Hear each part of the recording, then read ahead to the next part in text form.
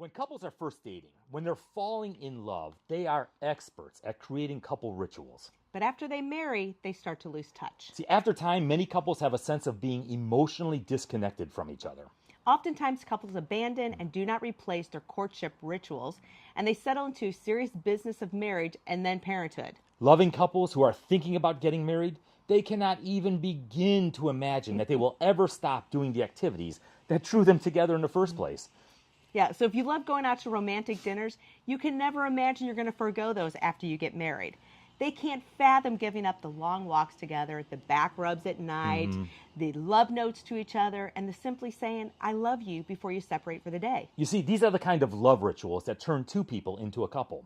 But oftentimes, those rituals, they fail to survive a marriage. Dating couples are far more intentional.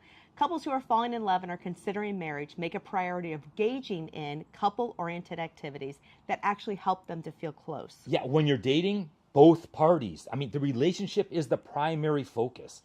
But then in the early months and initial years of marriage, a relationship usually has enough momentum so that the gradual slippage in love rituals, it may not be very noticeable. But most couples become less intentional about couple rituals. The decline is often more apparent with the husband. Men, we tend to work very consciously on developing an intimate relationship when you're pursuing the relationship or when you're attempting to salvage one. But when the bond of the relationship is well established, many men are simply content to let the relationship chug along without a lot of focus or planning. For them, getting married is like buying a really good car. Yeah, it is. You research the best car you can afford, right? And then you make the best deal that you can possibly make. And then down the road, you hope that you don't have to do any major repairs for at least 100,000 miles. And that's the way we approach our relationships. Marriage should be a low-maintenance proposition if you made the right choice. You see, most men don't worry about the state of their relationship unless something seems to be clearly wrong.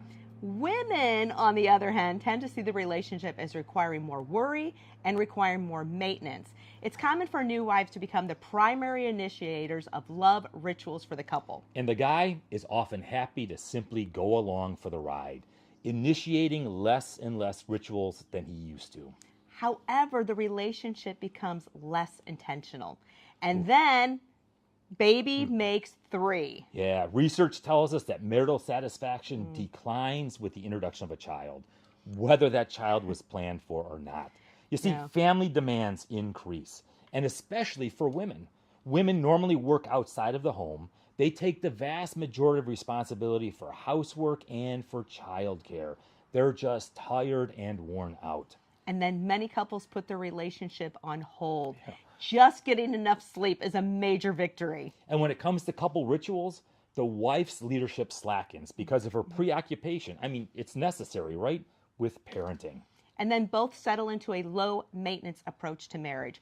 Marriage can crank along for many years without ever needing a tune-up. Now, I want you to think about this, because dating relationships, man, they involve a lot of one-to-one conversations. Conversations about the ups and downs of your day, what's important to you, about how you're feeling, about your future, about your dreams. Most marital talks are in snippets rather than the long conversations of, hey, don't forget your doctor's appointment, or what's your schedule look like, or how long did the baby sleep last night? See, intentional couples, they manage to create and maintain talk rituals. And I'm not talking it has to be a long, lengthy conversation. I'm talking 15 minutes focused one-on-one can be sufficient. But talk time must become a ritual, or it's simply not going to happen. And it's got to be carved out on a daily basis. So here's your homework for this week. Okay, this is a 2-part series. We have an awful lot to share with you, but here's your homework for this week. To the very best of your ability, we want you to consciously find 15 minutes a day for some one-on-one conversation. Maybe it's 15 minutes before the kids wake up for the morning. Maybe it's 15 minutes after dinner and you're going to have a cup of coffee.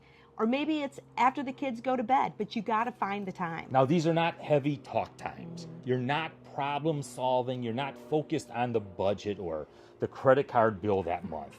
We simply want you to talk with each other, to check in with each other, to take an emotional temperature. Maybe ask a question like, how are you doing? Or how are we doing? Do that for 15 minutes a day and watch your relationship grow. Stay tuned for more ideas of how to strengthen your relationship. And we'll see you real soon.